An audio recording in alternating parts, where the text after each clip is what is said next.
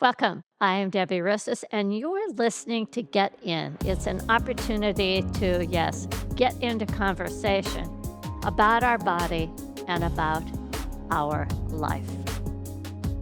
The body, the life, this has been, well, it's been my work and my passion for over 40 years. What I love about the body, well, it's my partner, my best friend, the most important relationship I believe I'll ever have, certainly the most precious thing that I own. It is that part of me that I can have a conversation with and learn from every moment. How do I learn? By sensing, by listening to the sensation of squeeze and release, of comfort and pleasure, to know what is the right choice in every single moment for me and my body. Our guest today is Dr. Joanne Avison. She's been on before. This is the second time. She's the author of her new book, Myofascial Magic. I was just saying, when I think of myofascial, I think of my fascia, my body. When I think of magic, I think of that thing that happens when I am having a physical and spiritual experience or ethereal experience, whatever you want to call it, when that science blends with the mystical. Joanne beautifully takes us on a journey of rediscovery. And that's what I love about knowledge. That's what I love about a new book. Somebody has a different perspective. The rediscovery is often a reminder of what we know, and it uses modern language to capture our attention, our now attention. It's not that we haven't heard how important the unified body is. And I've added the word emotions here: unified body, mind, spirit, and emotions. It's not that we don't know that a metaphorical exploration can really help us learn and deepen our connection. But yet, through Joanne, we get to enter a realm. Now, these are words, they're not mine. So I'm going to ask, what does she mean, or what did one of her contributors mean about mundane meeting the mystical? I don't think there's anything mundane about the body, but maybe it's an approach. We'll find out. The ordinary transforms into the extraordinary. Maybe you've felt that when you embody your own experience and you stop thinking and you really drop into sensing, where the essence of your whole being transcends the moment. Time stops, maybe. You're not moving mechanically, following a yang, male oriented direction of do this, do that, lift, push, lower. But you find yourself in this other space. Now, I love how Joanne brings in the story of Pinocchio. Everybody remember, I hopefully remember the story of Pinocchio, that classic Italian children's novel. The wooden puppet dreams of becoming a real boy. And the wooden puppet yearns to transcend these mechanical constraints, strings being pulled, this woodenness, into something human, something human. Myofascial magic in action captures this essence of what does it mean to not move mechanically, live mechanically, but remember that essence that we are made of this incredible matter, that we can change its shape, we can move it, we can experience it as a sense of aliveness, as being unified. We can put our attention to our hand and have a moment there, or on our tailbone, or on our myofascia. Metaphorically speaking, the 400-year-old definition of man as machine. Okay, think about that. 400-year-old definition. Man as machine. Well, what about woman, right? As machine. This magic that we're talking about is shifting that. So today, our conversation revolves around something that Joanne calls a bridge, right? And I think old information and today's world, oftentimes we need a bridge. This is where educators and new books, new language can come in to take us from one way of thinking into a new way of thinking so that we can embody the experience of living in our body, navigate our life in a body in a deeper, more meaningful way. Now,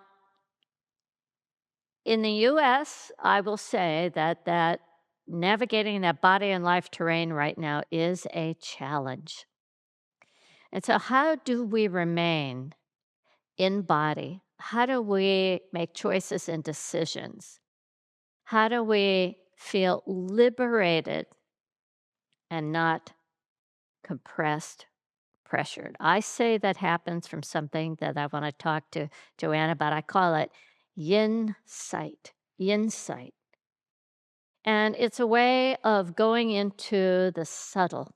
And to me, anytime I connect to body sensation, myofascia, bones, joints, it's that subtle gift of inner wisdom that comes from this yin sight that I want to connect to. It's an intuitive way of sensing.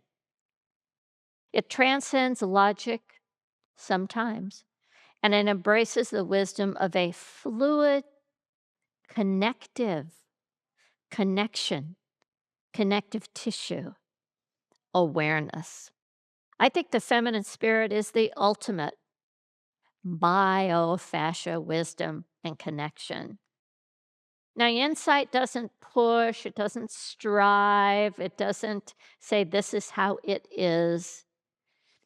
It manages complexities, holds space for all that is, and it somehow balances timing and direction and movement and sensation and personalizes everything. That's what the feminine does. She holds space for anything. And that when she sees what is in that personal moment, she sees it as whole and perfect. Let's get into the conversation. Joanne, thank you so much for joining me. Tell everybody where you are. Oh, it's such a pleasure to be here. Thank you for inviting me, Debbie. I feel really privileged and I appreciate it deeply. I'm in the south of England, very near the coast, um, somewhere between Brighton and I'm in Angmering. It's a little fishing village, very lovely, friendly place. And it's full of kindness. And I think that's one of the gentle benefits of being amongst people a lot of people here have grown up on this land. And it's changed a lot over recent years. I'm sure everywhere in the world is changing massively, but there's a very beautiful community here, and I love what you said about the subtle. The There's a word I love, and I think fascia can bring us back to it when we begin to understand it in physical terms, how it really is, not necessarily how it's been portrayed historically or even scientifically. But that word is grace, gracious, graciousness comes from gratis, which is gratitude, right? So there's a graciousness. And I think your gestures as you were speaking in present time, you're moving your hands as you know you're famous for your beautiful work with the body. There's this grace that comes when congruency comes forth from the being that's in the body being aligned. The soma animated by the soul. And every single one of us is that already. And, we spoke briefly before we began recording about the sense of, or the awareness of these subtleties that are beyond the organized information. And I think that's what I'm pointing at with the magic. And I must add, I've been roundly criticized, I would say even vilified by certain so-called scientific members of the community. I honestly don't know what that means, for the word magic, because it's completely inappropriate. But I'm not about espousing science. I mean, I must tell you that the top scientists can't work out what to call fascia, how to define it, and how to explain it, let alone officiate an order of ceremony. Do you know what I mean? I do. I totally do. For me, life is we're timekeepers in a ceremony of telling our stories to ourselves. And one of the things I think we have to be incredibly careful of is almost religious fanaticism over so-called science, because when you go into science, you find out that you have to learn how to read research. You have to understand how the question was posed, who posed the question, what question did they pose, what parameters did they assume. And we're all left, after we've been looking out there for this guidance in this particular way, whether it's religious politics or scientific politics or even movement politics. We talk about different types of yoga or martial arts or Pilates or whatever movement paradigm. One person teaches Nia one way and another person teaches it another way, and you hear them Absolutely. arguing that it should be this. And it's like, Debbie wouldn't say that. Debbie would have you honor yourself. I know you would. Yeah. I know people that revere you and your work. And so they should, because it's got such a legacy. And the legacy that you've put out there is a legacy of self-awareness, of delight and awe at the life we live through the body we're living it through. And if myofascial magic in action can point to that and give some of that to people, it's not a faction, it's not a new type of movement, it's not an alternative modality. It is, I like to call it micro movement medicine, but it's our own medicine, because we're the alchemists that learn these different tiny gestures that actually express our original blueprint as beings, not as bodies that can be separately discussed in a book like it's nothing more than that, but as an animated being who's experiencing themselves as themselves. And that's the congruency, right? When my feminine nature and I was very lucky. I was brought up by two doting parents, and my dad was my dad and my mum was Thank my you. mum. And they were just amazing. And I worshipped both of them forever. I mean, we fought like cats and dogs sometimes, but every night dinner was on the table. We all had story time. Everyone took it in turns to tell those stories. Everyone honored those stories. And my mother's still with me. I'm so lucky. And I just realized that fascia, our fascia matrix, our myofascial matrix, is a time-bound tissue that expresses time in the body. Now, John Sharkey wrote those words about Pinocchio, and that you were reading from his Yes, I loved it. I love John. Wasn't Yeah. he generous? Oh my God. Yeah. And he's brilliant. He is probably the world's leading anatomist in fascia. And I'm Yeah. quoting Jean-Claude Gamberteau in that.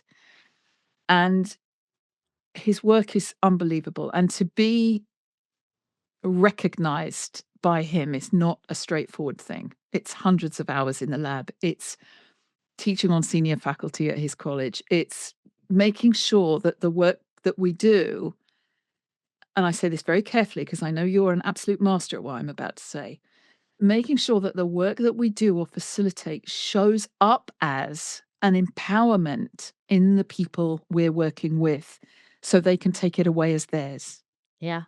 and pass it on. That's Yes. the key. And so when he wrote that foreword about Pinocchio, and it's a metaphor that I used in an earlier book, I'll be perfectly blunt with you. I sat and cried. I sat and cried when I received that foreword, because of what it meant in terms of the physical and the metaphysical and the story of our history, which is so important to stand on and learn from and build the bridge on. But we've got to have the courage to arc that bridge into the unknown, from the history to the mystery, which is how the book starts, right? History, mystery, magic, the 5 R's of myofascial magic, and then the practice. And I invited these gorgeous gorgeous contributors to write about each of the 5 R's because I'll be really honest with you, Debbie. I didn't want anyone out there in the world accusing me of being on my own soapbox, making it all up as I went along. So I called in 5 esteemed colleagues in different fields of movement, all of I them. love that. I just love that. Okay, so let's start with I've got, each one. John, John Sharkey, clinical anatomist, as you said. Um, what when you thought about calling in this dream team, in a sense, well, I'm going to go back one step first. Um, Time bound tissue. I love that concept that myofascia is time bound tissue. I believe that that time bound tissue connects us to past, present, and future. 100%. And I believe it's no mistake that you end up near water, that you end up in an environment that reflects an ecosystem in a sense of balance of the kind of ecosystem that you're wanting to cultivate in your own body and also help others cultivate. That is a quality of congruency. I believe when we are living in the place where we're supposed to put our feet on the ground, that is a quality of congruency. And I really believe this because I've been in environments where I can feel my tissues saying, you don't fit here. This is not your spot. Yeah. Did you feel that when you moved? I I have. I'll give you a simple example. When I first started doing yoga, I'm naturally hypermobile. So I was naturally able to do it beautifully. I could fold in half forward and backwards, and everybody was like, "Oh gosh, you're so brilliant." And one brilliant teacher, God love him, John Stirk, very dear friend of mine, he said to me, "Just because you can, don't." And I said, "Sorry? I thought that's what I was supposed to do." And he said, "No. Your tissue is so pliable, you're gonna leak energy and have fatigue." He was absolutely right. Yeah. He said, "I want you to gather in. I want you to understand." And I was like, "Sorry? But I'm so good at this." You know, it was a big ego trip. I could do a back bend easily, and I was so happy. No, that is not integrity. Yeah. And I actually began to understand this process of finding our integrity actually through what I call our myofascial motion types, our archetypes, but that's another whole story. It's the next book. What before that happened, Debbie, in answer to your question, I began to find myself in every different yoga class, Ashtanga, Vinyasa flow. I was trained in Scaravelli's work, and John Stirk was one of my teachers. But I began to fit in less and less and less in this fight to stretch, fight to lengthen, fight to reach the limits. And that congruency that you talk about felt like a warning. It felt like I can't explain. It was just it was a dissonance. That's what it was. That's the word. It was dissonant. And yet I couldn't feel why. I just felt like the one that didn't fit in. That is exactly the feeling. What is it when you might know this? I can't remember the name of it. When the baby is actually born in the sack comes with the birth. The placenta comes with the baby. I can't Yes. remember Yeah. the Okay. term. Anyway, um, and I remember seeing that and and just seeing that film around, and then the opening and this liquid and this movement. And I have always used that as a way to move from my fluid inside to outside, to not, as you say, take it to the limits, to not pierce the space, but to, in a sense, liquefy myself into form in the space, which has softened and completely changed how I approach yoga postures, completely using that quality. And to me, that is that internal time-bound tissue kind of sensation that you talk about. It, John in fact coined the phrase fascia is a tissue of temporality, because it Aha! is. Yes. It Yes. honors our history because we are our history embodied. We just are. It is the only place we can only operate in present time. We can Yeah. only breathe and live and move in present time. Otherwise, we're talking about what we did or what we want to do, but we're not where we are. So this is what is. It's the tissue of what is, but it's also the tissue that describes, accumulates, lives and breathes and embodies what was. And it's the tissue that invites us into what if, because we don't know. That's the mystery. So I am completely with you. We're talking about the history, the mystery, and this is the magic that we have access to right now. And bearing in mind that we encompass 60 to 80% water, bound water, in a very, very particular way, a liquid crystal way. And I want to bring in something that I think it might intrigue you. If it doesn't, we'll delete it. But in the mystery part of the book, I talk about chocolate, because chocolate is a liquid crystal matrix and it's one that everybody's familiar with. And Ish Cacao is the goddess of chocolate, of cacao, the original cacao, not the colonialized, redone, remade couverture that's made up of a Right. bit of this, a bit of that from all over the world, and they mix and match the flavors to the highest standard. Beautiful stuff. And I was a chocolatier for 20 years, so I know a lot about it. And it's amazing. Couverture it's an art form. It's all sorts of things. But back in the origins of the cacao pod, Ish Cacao is the goddess of connection, and she's rising. She is Yeah. rising, and she's all about connecting. Yeah. And why has that got anything to do with us? Well, we change shape. We can soften and liquefy within a contained space, but we can also harden and be crispy when we need to. And it's the ability to do both and choose both that is so powerful. And it's when I tell the story of chocolate in the book, actually, because it's so important. What we don't realize is we use liquid crystal matrices all day long. Our computer screen that we're speaking through is a liquid crystal matrix. Our our cell phones, our tablets, the interface on the screen is a liquid crystal matrix responding through something called haptics. If you look in your settings, you'll see sounds and haptics. And it's the feedback. Haptic means the feedback. The haptic perception is the perception of feedback. So whether we touch, bang, stroke, swipe, squeeze, press, double tap, triple tap, 3 fingers, 2 fingers, all of that is the haptic interface of the liquid crystal screen.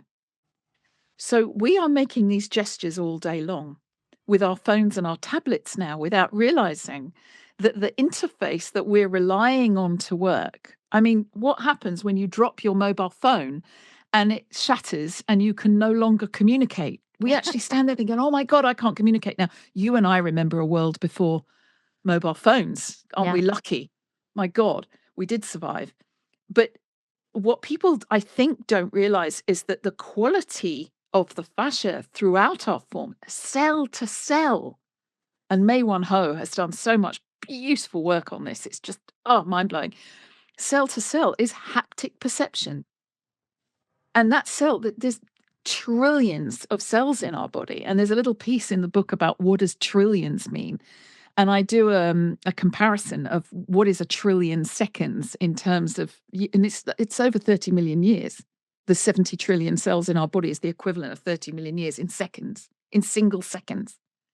So we've actually got no concept of a single second being added up over 31 million years, because there's not one of us have lived a millionth of that. And the 70 trillion cells in our body, of which about, I believe it's somewhere between 30 and 40 something percent, there's much argument, is actually our DNA. The rest is this internal ecology, a word you used earlier. that is mostly water, bound in a very specific way, so that the liquid crystal matrix of its phone screen is its skin. The cell wall is its skin. Yeah. And the intercellular matrix, the interstitium, the in between, the extracellular matrix, all of it is a communication system of haptic perception. It's an interface. And what's it really interfacing with? The soul, animating through us, and our language and our sounds and our phonetics and our dreams and our movements, because that's our sign of life. And what I think is happening in every culture, including chocolate. I mean, we've never heard so much about ceremonial cacao at the end of your yoga class. I mean, it's never happened in centuries. And now, I mean, I do these ceremonies with people and they're just like, oh my God, it's body, mind, and soul. And they wax lyrical. And I'm like, no, it was always that way. The chocolate just connects you because you love it. Because you love it. You love it and you swallow it and you drink it and it's completely organic and you love it and it's connected and its flavor profile, its complex, exquisite flavor profile with all its healing properties and all its fats and its special flavors and I can't tell you, it's so complex, but people just feel from the inside. They feel Yeah. their inner tube, if you like, and it expands out. And it's that level of subtlety and complexity and simplicity, soul animating soma responding to soul. And maybe it's a mutual state of grace when they're congruent. Because Absolutely. if Yeah. you're floating around, Debbie, and you're in one of your lovely floaty moods, and actually you're at a conference and you need to sit and listen to the scientist, that's not congruent. But at the same time, if afterwards there's a few people that just need to go and get some fresh air, and you say, come, I found this gorgeous little Japanese garden in the back, come, and you all go and then you all just sort of float around, that's totally appropriate. And it's our ability to move appropriately at the time, in the space, in the story, in our ceremony of telling, that I think is the magic of understanding the Well, myofascial the matrix. magic is in the movement for sure. And, the magic is subjective. And when we are present to the magic, we are we are witnessing this science and soul union, our greatness, whatever it may be. And I would hate for any scientist to not be able to step back and see the magic of what they have created as an interface between logic and mystery, right? Amen.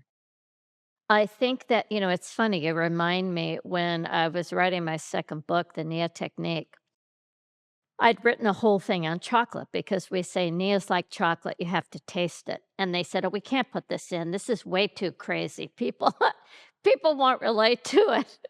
So this was back in 2004. So I totally I am love that. I love that we into the resonate with chocolate that. thing and have used little bits of chocolate, particularly when I have to sit and listen to a long lecture. The moment I break off a little bit of that chocolate, I somehow am in that place of, like you said, going out and being connected. It does something to awaken, the ecosystem. I want to get back to the people that you have I'm definitely so sorry. You were worked with. asking me about John, and one thing he said that is Yeah. so key. John talks about, and it's really, really important, and this is the stretching. John describes in his chapter on release that we don't really release. If you release a spring, that's what you're doing. You're releasing a spring, but it's got to be tensioned in a very certain way so that it's not over compressed and stuck, and it's not over pulled and brought out beyond anatomical or physiological range. And this is where language comes in, because what one person means by stretching, another person means something else. But stretching can be one of the most dangerous things we do to the human body. And he describes how the human body is predicated on the monosynaptic reflex arc, and why it is so essential that while we might want to lean into our tissues sometimes and do a yawning stretch because we're decelerating and accelerating at the same time. And we're putting the brakes on to make sure that we don't damage ourselves. This focus that so many people have, that stretching is the way to achieve the results that you want, when the people I see on my bodywork table who have overstretched ligaments, is utterly heartbreaking and in later life can be unrecoverable. I've seen very severe surgeries required to allow people to just lie down because they were ballet dancers and they overstretched. And there's no need to do that. Working with the micro movements that are explained in the book, just peppering a practice with them, not changing the practice. We're not adding a new modality. We're integrating something micro, like a medicine, within any practice that just honors the human form the way it is. And John is the most qualified author in the book to write about that. And that chapter's treasure. It's absolute treasure. Yeah, I totally, I agree with you 100%. You know, watching people and the perception that, if this feels good, this must be better, right?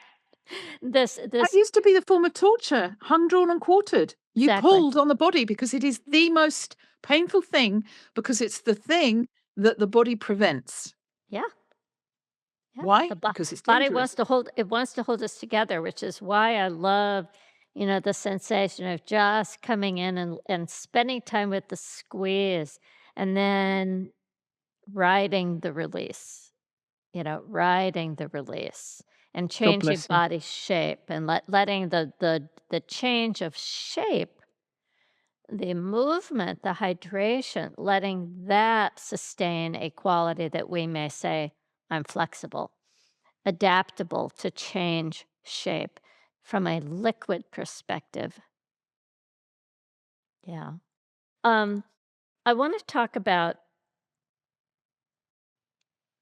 this grace that you talk about, and you also talk about the word politics. When I think about politics and people relating to the politics of something, defining this is the right way, and yet to a body, um, it its parameters are always based on the individual, survival of the individual, caretaking of the individual. Therefore, the politics are always personal to the individual. What do you mean by politics that are going on that maybe um, are against us staying healthy and well? Wow. That's a question. I think, 'Cause you've been privileged to it. You said people said, "Well, you can't use the word magic," right? yeah, I have huge respect for science. I just want to underline that, Debbie. The science, such as we've reached to date, has saved my life. It gave me 2 extra years with my father. It saved my sister's life, and it saved my son's life. It saved my son's father's life, and so it goes on. So please understand, I am absolutely not um, against science in any way. What I think I'm talking about is we develop factions, and you said this earlier, that one way is right and one way is wrong. And when we can be our own antenna and permit ourselves to tune into our favorite music, but understand the need sometimes to explore range and type, it's like politics for me is when you're told what music to listen to and what your playlist should be. Right. And I'm not saying that that's wrong. I'm saying that you might select some of that, but diversity, equality, grace, inclusivity, they're all notions that it's a shame we've had to bring them into the world to get them to be our way, because I think it's our natural way. I think naturally as human beings, we are ruthlessly connected. We are organized in a pre-tensioned architecture that resonates like an instrument. You know, the strings of us are like the strings of a harp. You play an E string on a harp here, and the harp 50 feet away will resonate the same string. And we are strung instruments. I mean, just open your hand and look at the tendons in the back of your hand. It was formed under tension in that beautiful bubble of water in a gravity-free environment that was just too incredible to imagine. And you self-organized it. Your mother didn't go into hospital and have your limbs bolted on separately like some mechanical machine that, that you're supposed to drive around in. The spine isn't carried on the legs as a passenger. You organized and orchestrated your form inside her nurture. But she didn't do it, you did. And you self-organize, and you come out with all these brilliant ideas around you. You know, we're born into a culture. We're born into perhaps a religious environment. We're born into a physical environment. We have all these options. And I think when politics tries to overwhelm nature, it's about as difficult as mechanics overwhelming nature in the body. And then we have body politics, what you're allowed to look like, what you're allowed to wear, what you're allowed to do. And it's very hard because you end up with sections and factions and againstness. And you lose the nurturing quality, nature, nurture. You lose the nurturing, the self-care, the how do I nurture my body? How do I listen to my myofascia? How do I listen to my body's message? What is that arc bridge that we can use to cross over into the unknown? The first thing we have to do is rewrite the books on nature. Oh, And I why do I love say that that? idea. Why do I say that? Because and in the book it describes Vaucanson's magic duck, which was John Sharkey's inspiration, not mine, I have to say. He Vaucanson was a young man in the whatever century it was. It's in the history. I can't remember the exact date. But long before the telephone, the telegraph, the car, electricity in houses, long, long, long before, he created what was called the magic duck. And it had over 4,000 parts. And it appeared, Debbie, it appeared to quack, eat, digest the food, and defecate and walk. Now, I want you to try and imagine, we can't imagine this, but we're talking hundreds of years ago, centuries ago. I mean, this man eventually designed the lathe that became an extremely important machine in the Industrial Revolution. So this was, remember, back then, Yeah. the Wow. Industrial Revolution Wow. was as incredible as AI is to us. I mean, Exactly. so we have to honor that. Yeah. And we have to honor how fascinated they were that this young man, he was 29 years old, designed a machine that could walk around and all but be a duck. And the big problem was this idea that man-made became a thing. Yeah. So what did they do? They redefined the word nature, and we still have it in our dictionaries. Nature means other than man-made. And the implications of the dictionary definition of nature is that we are not nature. And I'm sorry, but I am going to go to my grave saying there is nothing mechanical about the living body moving. Nothing. Nothing. Not Nothing. one part. And just sticking the word bio in front of it doesn't do it for me. And I'm calling the emperor's new clothes on biomechanics because this business, there are no levers in nonlinear biologic forms, period. The definitions, they've got the math wrong. They've got the physics wrong. We're made of soft matter physics. We're made of round things, which means we're in the realm of geometry, which is just too damn complicated for most people to get their heads around. And the truth of the matter is we're made of stardust, Yep. period. So the fact that we can't work out our geometry because Sir Isaac Newton, God rest his brilliant soul, couldn't be readily understood. So he invented calculus so that the language could be understood. But of course, it was obfuscated, like the spells you learn in Harry Potter. The obfuscation spell disappears people.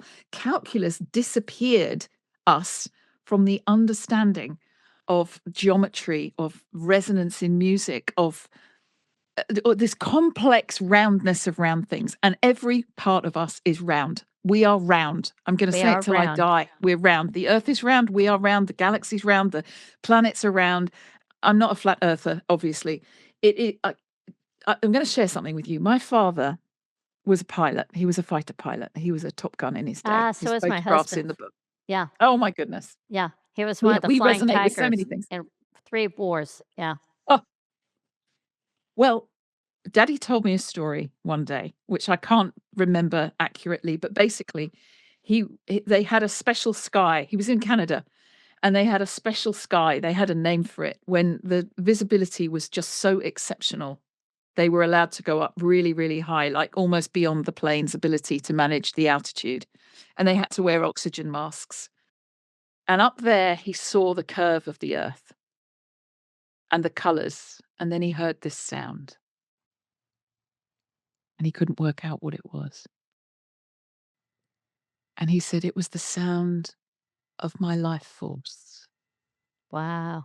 It was the sound of my blood coursing through my veins. It was the sound of my nervous system. It was the sound of the motion of every cell of me. And he said, and I was a young man, I was 28 years old. And he used to call me Jojo. He said, Jojo, I wept. That's not what you did in 1948. You didn't weep because you were, you're a man of courage and stature. He said, I wept. I wept at the colors.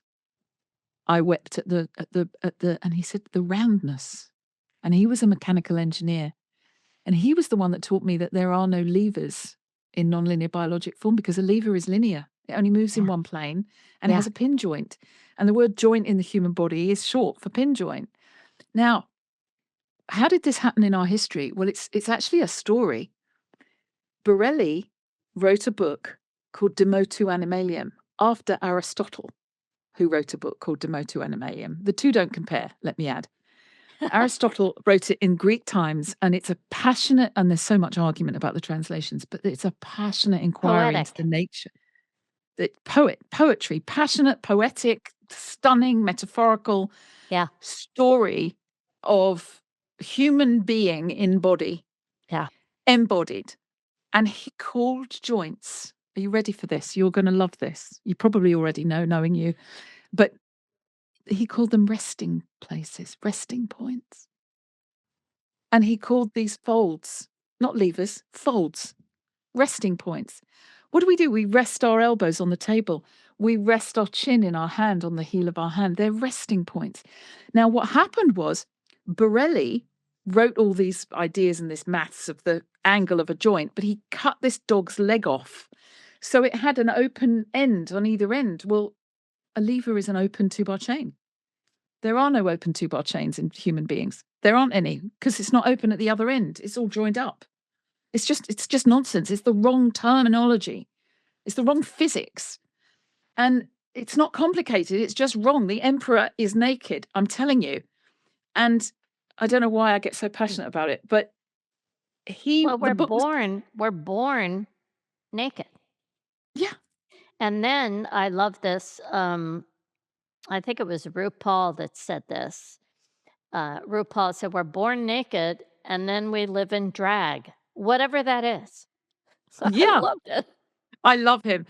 And he, it is that. And my point about this is that he died and the book was published posthumously. And we are still giving the Borelli Award for biomechanical genius. And we're calling the receptors in the fascia, the sensory receptors in the fascia that know where they are in space, our proprioceptive sensors, our sensory grace, we're calling them mechanoreceptors. What the hell are you talking about? There's nothing mechanical going on here. This is the breath feeling itself. This is proprio comes from the Latin word one's own. So proprioception means one's own self-perception. And it's our sixth sense. It's our inner sense. It's our original sense. It's how we sensed our way into form as embryos. Yeah. It's how we organized ourselves through fascial matrix, through this, what I call the new science of body architecture. And I coined the term, this is our bioemotional intelligence. And I don't just mean emotional, I mean in motion. Because if it's not in motion, it's dead. And that motion relies very heavily on the genetic pattern, and those genetics rely on that motion to be expressed. So it's this co-creative force transmission processing system that is basically telling its own story moment to moment in a time-bound ceremony of telling. And I think your work exemplifies that so beautifully. And I just feel so privileged that you've invited me here, because I mean, 40 years, Debbie, you've been seeing this, and you're calling on us. You call on me to articulate it. It inspires me to say, what do I really mean? And what I really mean is that when you get up in the morning, each person listening, when you get up in the morning, that moment when you're coming out of sleep and you're in that beautiful in between, they've got posh names in psychology, hypnopompic Right. and hypnagogic and all that drama. Forget all that. Just spirit. You've been gone. You've been free. You've been up wherever. Maybe you've been on a Wherever you star were. in the cosmos, wherever you've been. And you come back in and you start feeling your way back into form in that moment. And in that moment, especially if it's not woken by an alarm. I know it's a privilege to wake up without an alarm. Such a privilege. That moment when you remember your breathing, imagining that moment your whole body's going, hello, and it's waking to its physicalness. That's the soul coming in and saying, hello, good morning, how are you? And we override it so easily because we're busy. We're busy being productive. And I think if we could have a somewhat expanded view of space and time, so that we just take those moments, we create those moments, we fill those moments, we become guardian of those moments. And we take some moments to luxuriously yawn and stretch and wiggle and, reset ourselves. That something very, very magical happens. And that's what we're talking about. We don't need scientific permission to do that. We don't need an essay on hypnagogic and hypnopompic sleep patterns and sleep labs. And no, just breathe and rest. And And reconnecting, as you say, to that tissue of temporality. That dream state was momentary. And then we come back into what we might call, now I'm conscious of my now time awareness in this space, in this dimension, connected to gravity, levity, whatever words we're connected to.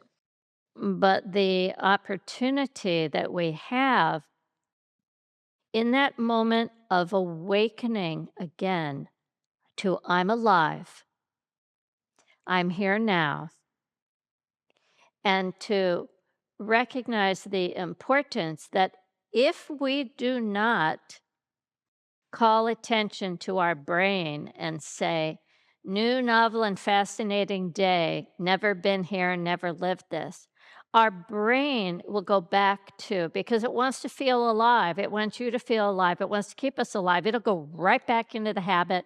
We'll get up, we'll walk to the bathroom the same way, we'll go down, and all of a sudden, we're in this automatic pilot and losing the gift of that magic of that time-bound tissue, our connective tissue that connects us to this moment. That's the amen. magic to me. It is. And, in the book, you were asking me about the contributors. Helen Eady wrote some beautiful work based on some of Ian McGilchrist's work, where she weaves that in to restore. And she created the most beautiful picture of the left and right brain and how we bridge these modalities, that we learn to flow with using our left brain beautifully, but not being a victim of its rigidity, of its need for stereotypes and fixed notions, but moving into our right brain, our creativity when it's appropriate, and filling everything with this kind of mutual integrated flow. And Wilbur Kelsick, Dr. Wilbur Kelsick takes us into how athletically we can use rebound to really animate this huge activities that we do when we get into those real big gestures, like Olympic athletes that he works with. And Paul Thornley, who talks about refine and these really small, refined movements in between. And we want all of that.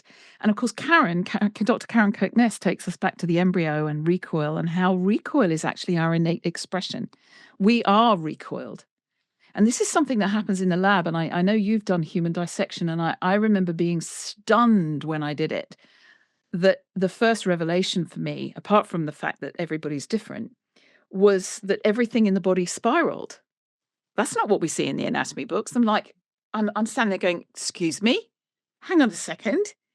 And it's such a shock. And Karen writes all about how our myofascial system is formed in a recoil, how the uterus is recoiled, how the whole growth of the baby and the emergence that you were talking about before is all about recoil. So this for me is all about reclaiming what you're talking about. We're not reinventing it, as you said at the beginning. We are using language to restore this state of self-awareness, of grace. Now, whatever grace is for you, if it's God, if it's Jesus the Christ, if it's Buddha, if it's Mary Magdalene, if it's Allah, whatever your story is of what that metaphysical grace is incarnated as, use that as your segue, but bring it in through all those tissues and let it animate you as nature. Mother Nature will do. But for goodness sake, don't reduce it to the mechanical parts, because you will lose yourself in the intellectual process of defining them. Whereas the instinctive experience of living through them and having access to restoring them and choices is it's a privilege of being alive for those of us well enough to do that and work with those that are not to help them. It's the service, right? Yeah, absolutely. I feel so blessed to have really been inspired to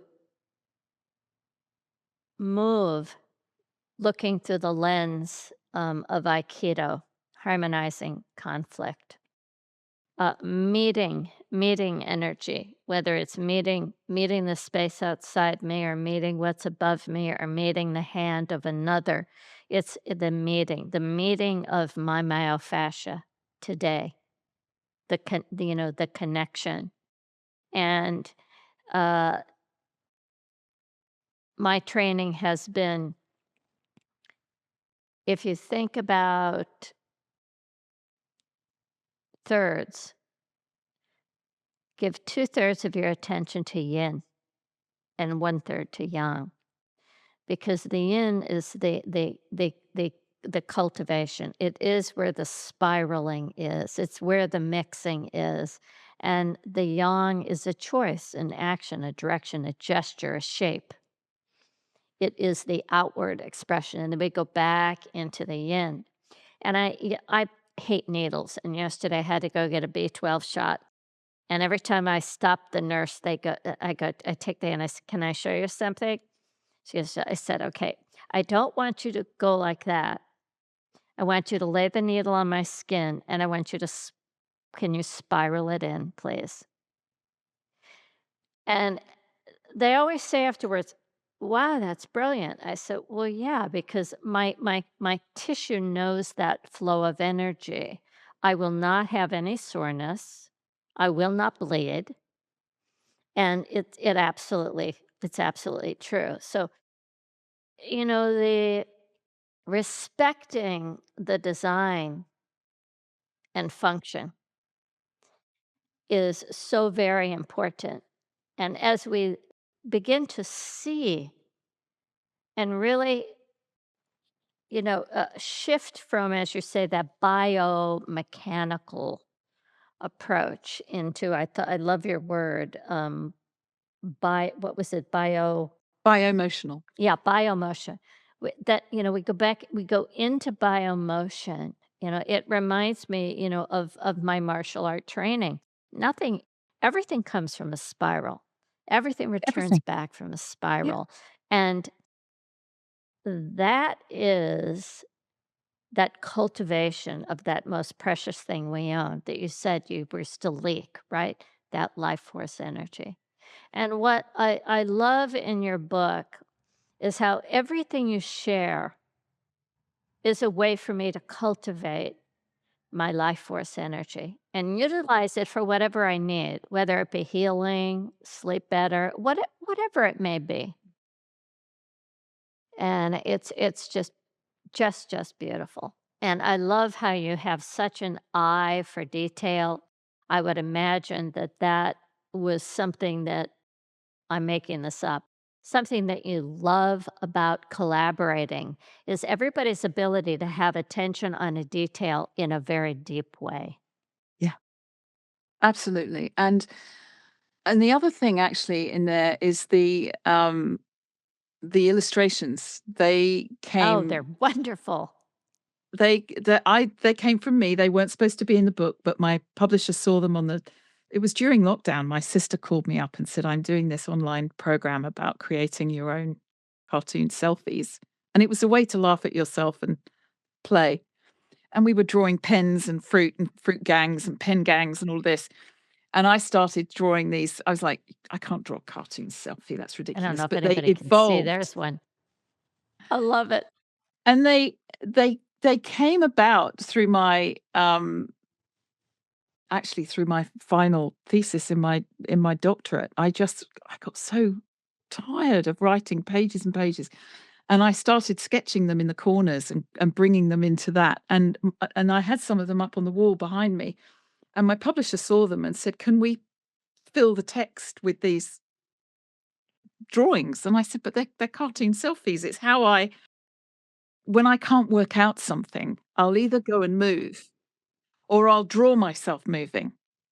So, like, if I'm on a train, I'll draw myself, whatever.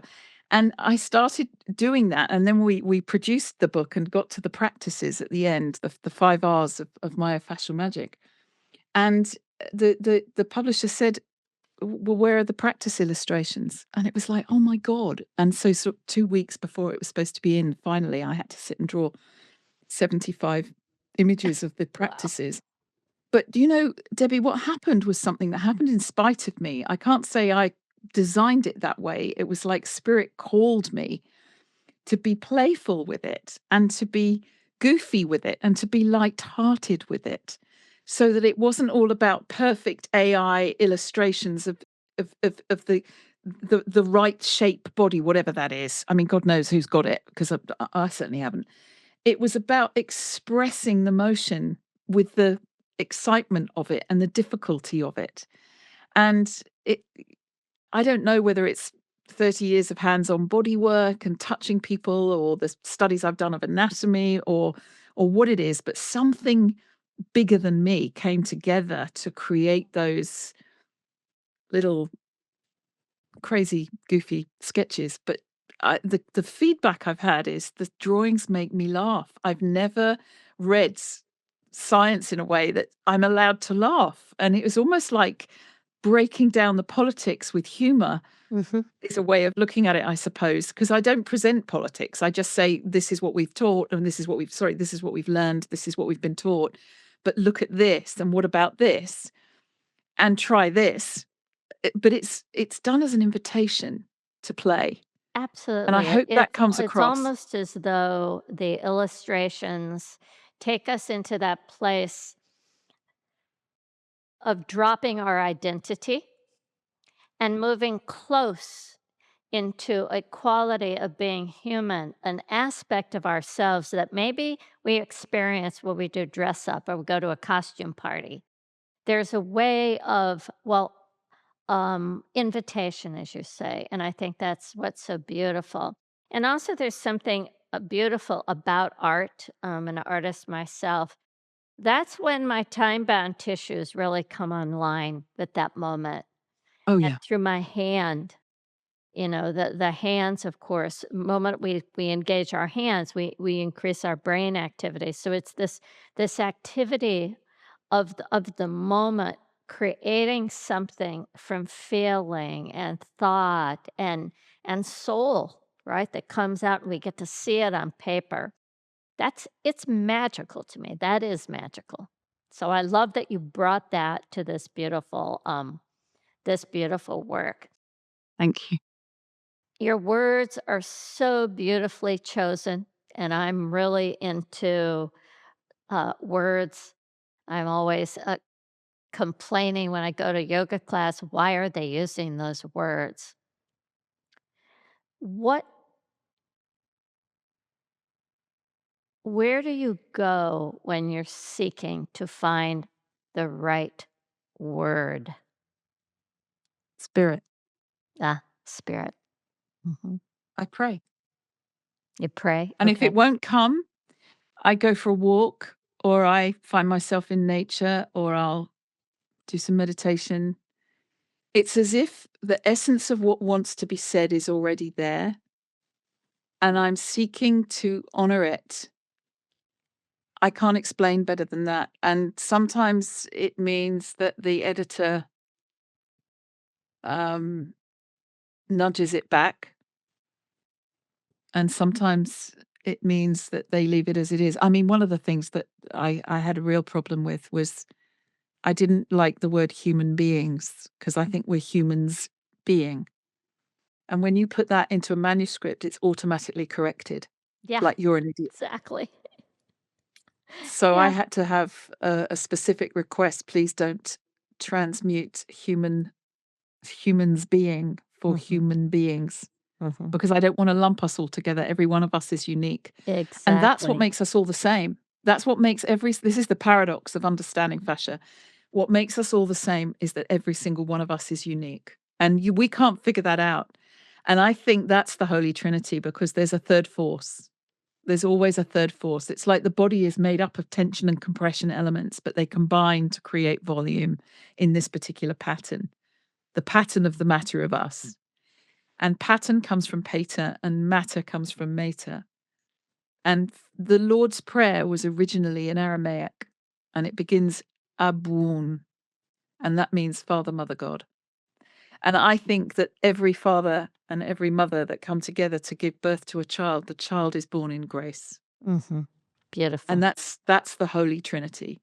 And for me, the pattern of our matter gives rise to the being. And the being integrates with that and gives rise to that pattern. And when I mean, we don't know what we're doing, but we're playing with it. We're doing our best at the time. And I just think there's an opportunity, and we have to be careful because this isn't a license, it's an opportunity. It's not the same thing. To understand the fashion matrix is something much more complex than we imagine. Absolutely. And I remember when John Sharkey first was talking to me, and he's such a dear friend, and he's got so many master's degrees and professorships and things, and he didn't want any of that. He just wanted to be there in the world, used up and understood. And he's a gift to the world of fascia. He really is. And oh my God, I forgot what I was going to say. Mm, I've just lost the thing I was going to say. That's my father. He comes in and plucks a word when I need it. He's just stolen it. What was I saying? Temporality.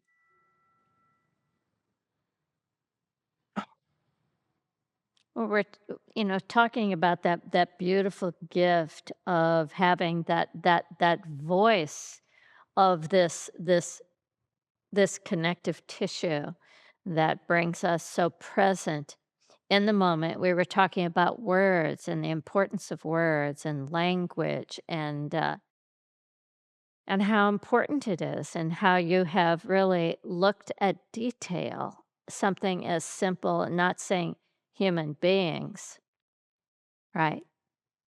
But human. I've literally forgotten. He gave me something that was so brilliant that he said that I wanted to We'll say for have to everybody. find it in the book. I'm sure it's in the book. I'm sorry, John. I just Well, had a very blonde moment there, Debbie. that's all right. It happens in that when we think, we disrupt flow. and you were in the flow, and then you thought, and it was like, "Where'd it go?" I totally get it. Happens. It happens. I wanna thank you for this just fantastic conversation, and, where can people find out more about you and also about your new book? Well, I've sent you a link so that your listeners Okay, can have 20% off the book awesome. when they buy it directly from the publisher, and I've sent that link to you. Okay, And if they are in England or the rest of the world, apart from the US, mhm, there is one link. And if they're in the US, there is another link. And that's fabulous. direct from the publisher. And they have a little voucher code that they can put in at the checkout, and they will receive that 20% discount. And myofascialmagic.com is our website. We have a beautiful program teaching what's in the book, but it's very practical. It's all about movement. And I was just with one of our graduates today, actually, and she was so excited because she was creating masterclasses out of the work that she was doing. And she said, not only are they full, but they've got wait lists. I can't believe it. Oh, And fantastic. it was what I said to you at the beginning, and it's what certainly what John Sharkey stands for, is this ability to teach others so that they can teach others and empower others. And I think that's the highest level of service in this work. Absolutely. Well, thank you to your mom and dad for, loving each other up and creating you as this perfect, uh, tissue to, share the issue of what you, feel is so, so very valuable, and that is for all of us to get to know that beautiful gift and voice of myofascia, as you say, that tissue of temporality. Um, But you say it so well when you say my fascia, because for me, the whole thing is find yourself and tune into yourself and listen to exactly. yourself. And I think there's a very gradual spiritual awakening coming. And I worry Absolutely. about people hung up on my modality is better than your modality. No, no, no, no, no. Connection, service, grace, listen in, tune into. And if we all tune in, and we all listen to each other's music and then find our own, there's this resonance that we're capable of. I just think we haven't scratched the surface of self-awareness. And I don't mean self-obsession. I don't mean, oh, poor me, I'm this. No, that I don't mean entitlement. I don't mean any of those things. I just mean the grace that this conversation is. And I pray it flows out. And I thank you for your It work and thank you for absolutely your will, invitation. and, I'm left with words that one of my Aikido teachers, George Leonard, uh, defined the word grace, grounding our relationship. A, awareness. C, centering. E, energy. And to combine all of those beautiful things. Thank you so much, Joanne. If you'd like to find out more about me, please go to debbierosas.com. I publish at least 2 articles a week about body and life and Nia movement, how to live in your body to make healthy and well choices and decisions, not just for you, but also for that relationship you have with your body and with your life. You could find out more also on Nia On Demand, where you can get 2 weeks free of movement. NiaNow.com to find out maybe where you could find a teacher or classes, and on Instagram and Facebook. And thank you so much for joining me, and I look forward to seeing you next time.